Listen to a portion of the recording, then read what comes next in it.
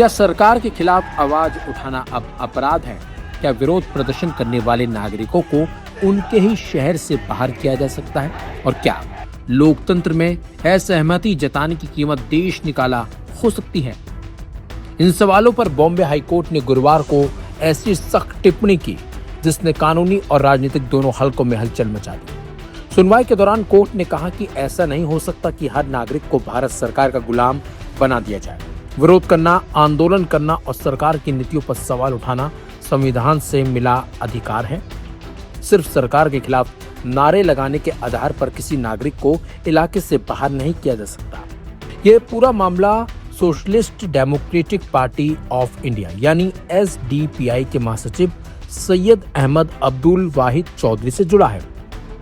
दरअसल मुंबई पुलिस ने उन्हें इलाके से निष्कासित करने का आदेश जारी किया था। पुलिस का कहना था कि उनकी गतिविधियों से कानून व्यवस्था प्रभावित हो सकती है।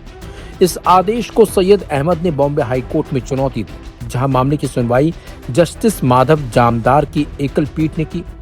सुनवाई के दौरान अदालत ने मुंबई पुलिस की कार्रवाई पर कड़ी नाराजगी जताई।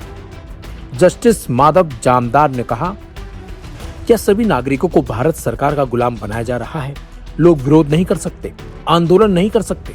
अगर लोग पेपर लीक जैसे मुद्दों पर आवाज उठाएं तो उनके खिलाफ केस दर्ज कर दिए जाते हैं। आखिर ये सब क्या है? विरोध करना हर नागरिक का अधिकार है। कोर्ट की टिप्पणी अब पूरे देश में चर्चा का विषय बन गई। याचिकाकर्ता के खिलाफ आरोप था कि उन्होंने CAA, ज्ञान वापसी समेत कई मुद्दों पर विरोध प्रदर्शन किए और सरकार विरोधी नारे लगाए। इस पर अदालत ने साफ साफ कहा कि लोकतंत्र में सरकार की आलोचना करना या उसके फैसलों का विरोध करना कोई अपराध नहीं है। जस्टिस जामदार ने पूछा कि अगर किसी ने सरकार मुर्दाबाद के नारे लगाए तो क्या सिर्फ इसी वजह से उसे उसके इलाके से बाहर कर देना सही ठहराया जा सकता है? सुनवाई के दौरान जस्टिस जामदार ने राज्य की राजनीति पर भी तीखी टिप्पणी की। उन्होंने कहा कि जब जनता के अहम मुद्दों पर चर्चा होनी चाहिए तब राजनीतिक दलों में जोड़ तोड़ और दल बदल की राजनीति चल रही है। उन्होंने महाराष्ट्र में कथित हॉर्स ट्रेडिंग का जिक्र करते हुए व्यंग्य में कहा, पाला बदलने की सोचो, एक वॉशिंग मशीन है। अदालत ने पुलिस की भूमिका पर भी स्पष्ट संदेश दिया। जस्टिस जामदार ने कहा कि पुलिस सरकार की नौकर नहीं बल्कि जनता की पब्लिक सर्वेंट है। अगर कोई व्यक्ति शांतिपूर्ण तरीके से अपने संवैधानिक अधिकार का इस्तेमाल करता है तो केवल इस आधार पर उसके खिलाफ निष्कासन जैसी कार्रवाई नहीं की जा सकती।